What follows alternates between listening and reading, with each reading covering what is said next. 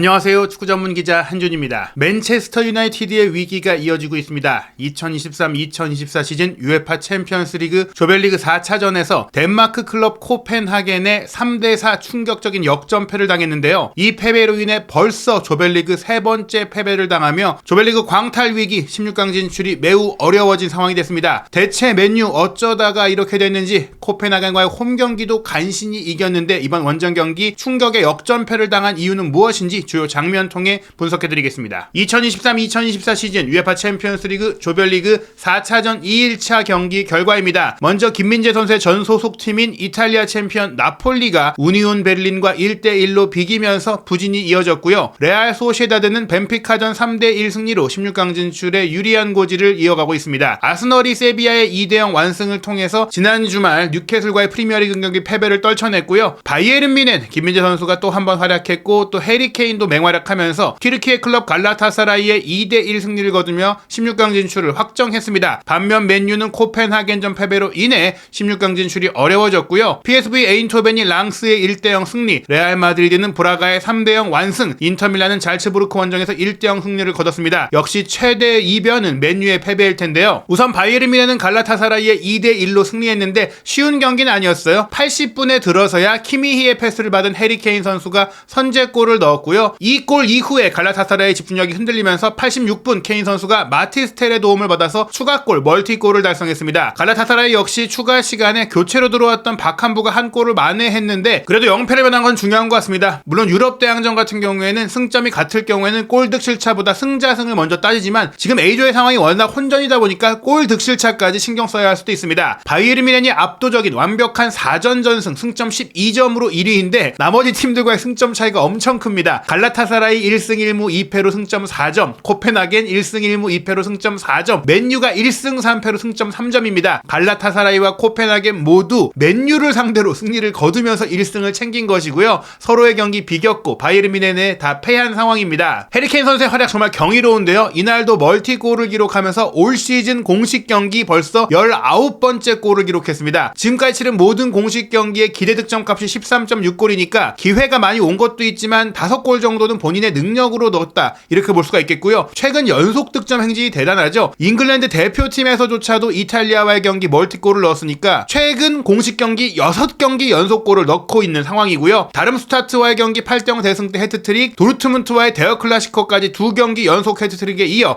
이번 경기도 멀티골, 올 시즌에 해트트릭만 벌써 3번을 기록했기 때문에 해리 케인 선수 분명히 세계 최고의 스트라이커라는 것을 보여주고 있습니다. 이러한 해리 케인 선수를 원했던 맨유는 결국 라스무스 호일룬 영입으로 최전방 공백을 대체했는데 호일룬에게는 코펜하겐이 친정팀이잖아요. 어린 시절을 보낸 팀이기도 하고 자신의 동생들이 뛰고 있는 팀이기도 하기 때문에 의미 있는 경기였고 또 이 경기에 앞서서 맨유 미드필더인 크리스티안 에릭센에게도 이 파르켄 스타디움 덴마크 대표팀의 홈 경기장이잖아요. 이 경기장에서 유로 2020 대회 당시 쓰러지겠던 인연도 있고 그때 이제 일어섰던 경험도 있고 굉장히 의미 있는 경기장이기 때문에 경기를 앞두고 맨유도 이 경기에 대한 관심이 높았습니다. 이 경기를 이겨야만 16강 진출에 유리한 고지를 점할 수 있었고 실제로 이 경기 맨유가 이길 뻔했던 흐름이었습니다. 경기 시작 3분 만에 호일룬이 선제골을 넣었고 28분에는 호일룬이 멀티골까지 기록을 하면서 쉽게 이기는 것 같았어요. 하지만 전반전이 끝나기 전에 내리 2골이 나오게 되는데요. 전반 종료 직전에 엘 유누시의 만회골 그리고 전반 추가 시간에 지오고 곤살베스의 동점골이 터지면서 원점으로 돌아갔고 후반전 들어서도 맨유가 69분에 브루노 페르난데스의 골로 다시 앞서갔지만 경기 종료 5분여를 남기고 코펜하겐이 동점골과 역전골까지 터뜨리는 극장 승부를 펼쳐냈습니다. 이날 경기도 텐하그 감독은 해리 맥과이어와 조니 에반스를 2명의 주전 센터백으로 기용했고 왼쪽 풀백으로 달롯, 오른쪽 풀백으로 완 비사카를 투입했거든요. 그리고 최전방의 호일룬을 기점으로 가르나초, 브루노 페르난데스, 레시포드를 2선 공격수로 배치했습니다. 레시포드 같은 경우에 지난 주말에 경미한 부상 때문에 뛰지 못한 가운데 이번 경기 선발 선수로 복귀를 했는데 2대0으로 앞서던 전반 42분에 치명적인 퇴장으로 인해 팀의 기세를 오히려 방해하는 그런 역할을 했습니다. 2명의 중앙 미드필더로 에릭센과 맥토미니가 출전을 했고요. 코펜하겐은 4-3-3 포메이션, 맨유를 상대로 수비적인 역습적인 경기를 하지 않고 맞불을 놓는 공격적인 자세를 취했는데 이 전략이 그대로 통했습니다. 우선 맨유는 전반 16분에 에반스가 불의의 부상을 입으면서 바란을 투입해야 됐던 상황이 됐는데 바란도 이날 경기 좋지 않았습니다. 경기 세부 기록을 살펴보면 코펜하겐이 4대3으로 승리했는데요. 기대 득점 값에 있어서는 코펜하겐이 2.14골 그리고 맨유가 3.02골로 맨유에게 더 좋은 기회들이 있었습니다. 하지만 슈팅 숫자를 보자면 16대9로 오히려 코펜하겐이 더 많았고 않았고요. 유효 슈팅은 8대8로 같았습니다. 맨유가 수적 열세에 취한 이후 코펜하겐이 볼 점유율을 끌어올렸기 때문에 총 52%로 앞선 모습을 보였는데요. 맨유가 초반에 두 골을 넣을 때까지만 하더라도 조금 일방적인 경기를 펼치면서 맨유가 살아난 모습이 있었어요. 그러다가 레시포드가 퇴장당한 시점 이후부터 코펜하겐의 두 골이 나왔고 또 후반전은 완전히 코펜하겐이 지배하면서 결국에는 또 연달아서 선수 교체를 했고 힘과 공격력과 수적 우위를 통해서 뒤집기에 성공한 것입니다. 레시포드의 퇴장 이후 정말 맨유가 대처를 제대로 못했다는 게 확실히 느껴졌는데 토트넘이 첼시전에 2명이나 퇴장당하고도 보여줬던 용감하고 멋진 전술과는 대비되는 모습이었습니다. 퇴장 이후의 후반전 특히 선수 교체 이후의 대응을 보면요. 공이 없을 때의 선수들의 그 위치가 거의 무질서했기 때문에 뚜렷하게 나온 게 오른쪽 수비를 커버한 완비사카, 왼쪽 수비를 커버한 달롯, 그리고 위아래로 올라갔던 브루노 페르난데스 말고는 선수들이 어떤 무정형의 축구, 질서 없는 축구를 했어요. 또 공을 소유했을 때도 선수들이 따로 놀고 있습니다. 보통 이 구역별 점유율에서 선수들의 이제 위치가 겹쳐 맞물리면서 연계 플레이가 이루어져야 되는데 왼쪽에서는 달롯과 가르나초가 뚝 떨어져 있고 오른쪽에는 브루노와 완비사카, 바란, 맥토미니가 따로 떨어져 있고 중앙에서는 암라바트와 맥과이어가 또 따로 모여 있습니다. 즉 이렇게 왼쪽, 중앙, 오른쪽 선수들이 다 따로 놀았기 때문에 공이 이 사이에 교류가 안 됐다는 얘기예요. 패스 네트워크를 보시면 코펜하겐이 경기 초반 사실은 레시포드가 뛰고 있을 때까지 포함해도 거의 맨유 지역에서 경기를 했습니다. 최후방 수비수까지도 하프라인에 올라와서 완전히 맨유를 가둬놓고 일방적으로 두드리는 경기를 했고요. 맨유는 후반전에 들어서 전원 수비로 내려가서 뒤키타카라고 하잖아요. 공을 돌리면서 이 3대2 승리를 지키려는 자세를 취하다가 결국에는 코펜하겐의 융단 폭격에 무너진 겁니다. 말씀드린 대로 이날 경기의 영웅은 덴마크 공격수 호일룬이 될 수 있었습니다. 아직 프리미어리그에서 골은 없지만 챔피언스리그에서만큼은 계속해서 골을 터뜨리고 있는 호일룬인데요. 전반 3분 맨유의 연계 플레이는 좋았어요. 오른쪽 풀백인 완비사카가 수비 2명의 배후로 공을 탁 찔러줬고 중앙 미드필드인 맥토미니가 그 사이 공간 오른쪽 하프 스페이스를 침투해 들어가면서 크로스 내준 것, 반대편에서 호일룬이 빈 골문에 침착하게 밀어넣으면서 리드했고요. 이른 시간 선제골로 자신감을 얻은 맨유가 전반 28분에는 코펜하겐의 총공세를 차단하면서 빠른 역습을 통해 브루노의 패스를 받은 가르나초가 문전 왼쪽까지 치고 들어가서 슈팅했고 이 슈팅을 골키퍼가 막아냈지만 흐른 공을 호일룬이 집중력을 놓치지 않고 따라가서 가볍게 밀어넣으면서 2대0 사실상 승부의 쐐기를 일찌감치 박는 것 같았는데요. 하지만 코펜하겐이 워낙 저돌적으로 공격적으로 공세를 펼치다 보니까 맨유 선수들이 밀려 내려오고 거친 파울로 막아내야 되는 상황이 나왔어요. 코펜하겐이 3명의 공격수뿐 아니라 3명의 미드필더, 2명의 풀백까지 계속해서 우다다다다 달려들어오니까 달려들어오고 전투적으로 경기를 하니까 맨유 선수들이 우왕좌왕했습니다. 그런 가운데 42분 수비에 가담했던 공격수 레시포드가 뒤에서 침투해 들어오던 옐레르트를 막다가 명확하게 이제 발목을 짓이겨서 밟는 조금은 거친 플레이가 나오면서 VAR 체크 이후 퇴장당했고 수적 열세 이후 맨유 선수들의 집중력과 체력이 급격히 떨어졌습니다. 사실 전반 막판은 한 명이 퇴장당한 직후기 때문에 당장 뭐 체력이 떨어졌다, 공백이 있다 그렇게 보긴 어려워요. 레시포드가 애초에 공격수이기 때문에 또 수비수를 추가 투입할 필요가 없었음에도 불구하고 내리골을 내주게 되는데요. 45분에 오른쪽 측면에서 안케르손이 올린 크로스 패스, 왼쪽 측면으로 빠져들어갔던 지오고 곤살베스의 움직임도 좋았고 여기서 이 공을 중앙으로 다시 한번 넘겨주면서 맨유 선수들의 모든 시선이 곤살베스에게 쏠려 있을 때 오히려 왼쪽에 있다가 중앙으로 이동한 엘 유누시가 순간적으로 수비를 모두 떨쳐내면서 노마크 상태에서 가볍게 밀어넣은 이 슈팅, 반대 전환 후 다시 중앙 전환, 이 과정에서 수비의 시선을 완전히 흔들어놨던 코펜하겐의 패턴 플레이가 빛나면서 추격골이 나왔고요. 그리고 전반 추가 시간 7분 퇴장 상황도 있었고 많은 VAR 체크가 있다 보니까 추가 시간이 많이 주어졌는데 이때 이제 측면에서 올라온 또 롱크로스, 이날 코펜하겐의 크로스 플레이를 맨유 수비수들이 전혀 제어하지 못했거든요. 1차적으로 이 크로스 패스 바란이 핸드볼 파울로 막아냈어요. 이것도 문제였는데 튀어오른 공을 곤살베스가 이어받으려고 할 때 맥과이어가 막다가 또 핸드볼 파울을 했고 막고 나서 핸드볼 파울에 의해서 몸으로 잡아 끄는 장면까지 나왔습니다. 최종적으로 페널티킥이 선언됐을 때는 맥과이어의 핸드볼 때문이었지만 바란도 핸드볼이었고 또 맥과이어가 핸드볼이 아니더라도 문전 위험 지역에서 곤살베스를 완전히 잡아 끌었기 때문에 어떤 이유더라도 페널티킥이 나올 수밖에 없는 장면이었습니다. 그리고 페널티킥커로 지오고 곤살베스가 나와서 깔끔하게 성공시키며 전반전 2대2로 맞췄는데요. 테나 감독은 전반전이 계속해서 이제 수세에 몰린 상태가 이어졌고 수적 열세까지 있다 보니까 후반전 시작과 함께 창의적인 미드필드인 에릭센을 빼고 전투적인 수비형 미드필더 암라바트를 투입했는데 이 전략이 통하는 것 같았어요. 실리적인 접근법을 취한 가운데 맨유도 롱볼로 대응했거든요. 이런 가운데 66분의 이 롱볼 공격 상황에서 레라게르가 코펜하겐의 핸드볼 파울을 범하면서 페널티킥이 맨유에 주어졌고요. 이 페널티킥을 69분에 맨유의 주장인 브루노 페르난데스가 강하게 차넣으면서 다시 맨유가 수적 열세임에도 3대2로 앞서갔습니다. 이런 상황이니까 맨유가 충분히 지킬 수 있지 않을까 싶었는데 코펜하겐이 공격적인 선수 교체를 통해서 경기 흐름을 완전히 바꿔놨습니다. 63분에 공격수 엘 유누시를 선수들을 빼고 루니 바르지 선수를 투입하면서 공격 라인의 체력을 보강했고요.